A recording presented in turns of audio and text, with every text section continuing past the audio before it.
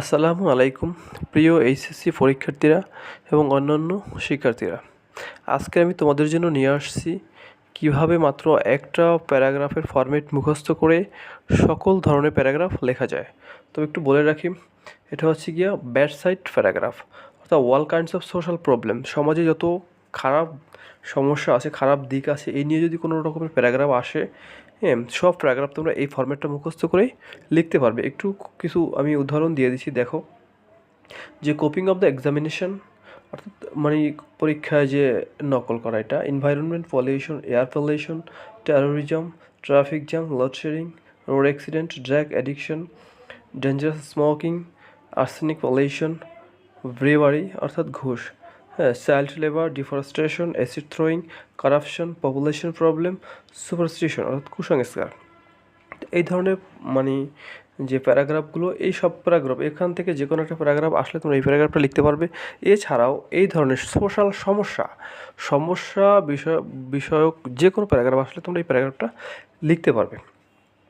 তবে হ্যাঁ, একটু বলে রাখি যে এখানে যে তোমরা যদি বলো যে সব গুড সাইড প্যারাগ্রাফ আসে, সেখানে যদি তোমরা এটা লেখো, অনেকে বলে যে পৃথিবীর সব প্যারাগ্রাফ তোমরা একটা প্যারাগ্রাফ দিয়ে লিখতে পারবে।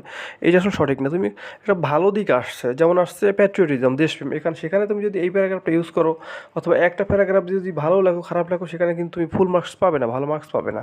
তো সেই জন্য খারাপ দিকের জন্য একটা প্যারাগ্রাফ এবং ভালো দিকের জন্য একটা প্যারাগ্রাফ, এই ফর্মেট ফলো করলে তুমি একটা ভালো মার্কস পাবে। তবে গুড সাইড প্যারাগ্রাফের ফরম্যাটও আমার চ্যানেলে পোস্ট করেছি কিছুদিন আগে, আমি এটা ডিসক্রিপশন বক্সে দিয়ে দেবো। সেখান থেকে চাইলে তোমরা গুড সাইডটাও দেখে নিতে পারো। হ্যাঁ, তো চলো আমরা মূল টপিকসে চলে যাই। তো তোমরা লক্ষ্য করো, এখানে বোল্ড করে টপিক শব্দটা লেখা আছে। তো এই যে টপিক, এখানে তোমরা যে প্যারাগ্রাফটা তোমার পরীক্ষায় আসবে ওই প্যারাগ্রাফটা লিখবে। তো দেখো, topic is a great and harmful problem. এখানে টপিকের জায়গায় আমি মনে করলাম এয়ার পলিউশনটাকে আমি ধরে নিলাম। যেমন air pollution is a great and harmful problem. এটা একটা, এয়ার পলিউশন হচ্ছে গিয়া বা বায়ু দূষণ হচ্ছে একটা বড় ধরনের এবং ক্ষতিকর একটা সমস্যা সমাজের। It's not only common matter for our country but also for other country to. অর্থাৎ এই সমস্যাটা শুধু আমাদের দেশেই না, হ্যাঁ, অন্য দেশেও এই সমস্যাটা বিরাজমান। তো টপিক ধরো এখানে air pollution destroying hour social piece and happiness. অর্থাৎ বায়ু দূষণ আমাদের সমাজের যে শান্তি এবং সুখ, এটা কী করেছে, ধ্বংস করেছে। Day by day it's going out of our control. দিনের পর দিন এটা আমাদের নিয়ন্ত্রণের বাইরে চলে যাচ্ছে। হুইচ ইজ ভেরি অ্যালার্মিং, যেটা আমাদের জন্য একটা সতর্কবার্তা।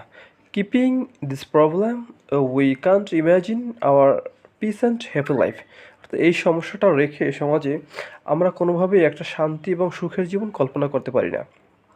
দো টপিক যেমন air pollution is very tough to remove this problem totally from the society. অর্থাৎ এই সমস্যাটা একেবারেই মানে রিমুভ করা বা বিতাড়িত করা বা সমাধান করা আমাদের জন্য একটা কষ্টসাধ্য বা কঠিন ব্যাপার। But we have to try at any cost without স্পেলিংটা ভুল হয়েছে, without removing this acute problem people can't relieve. অর্থাৎ এই সমস্যাটা সম্পূর্ণভাবে রিমুভ করা ব্যতীত বা দূর করা ব্যতীত আমরা এখান থেকে মুক্তি পাবো না। Everybody wants to good solution from this problem.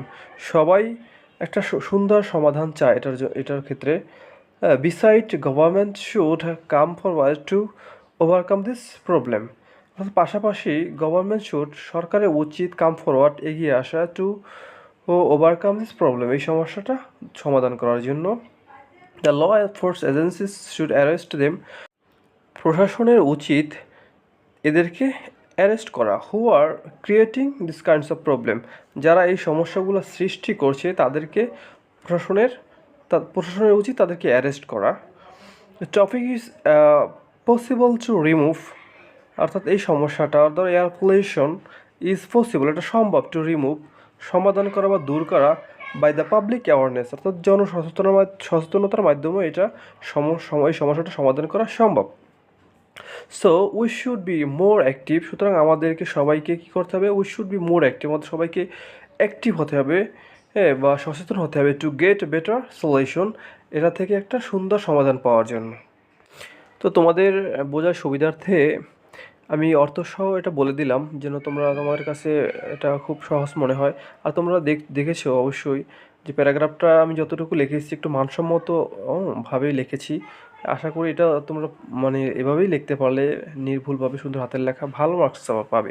যদি 10 হয়ে থাকে তবে 10-এ তোমরা এখানে 8 পাবে নির্ঘাত। এর পরবর্তীতে আমি যে ভিডিও নিয়ে আসবো সেটা অ্যাপ্লিকেশন। একটা অ্যাপ্লিকেশন পড়ে তোমরা অনেকগুলো অ্যাপ্লিকেশন লিখতে পারবে, তারপর একটা লেটার লিখে অনেকগুলো লেটার লিখতে পারবে। এই ভিডিওগুলো দেয়া আছে আমার চ্যানেলে। একটা রিপোর্ট লিখে এরকম অনেক ভিডিও দেয়া আছে। তো আরও সামনে আমি নিয়ে আসবো তোমাদের এসএসসি পরীক্ষার উপর ভিত্তি করে। তো ভালো লাগলে ভিডিওটা লাইক কমেন্ট করে যাবা এবং সাবস্ক্রাইব করে পাশে থাকবা এরকম আরও ভালো ভালো ভিডিও পেতে। তো ধন্যবাদ সবাইকে।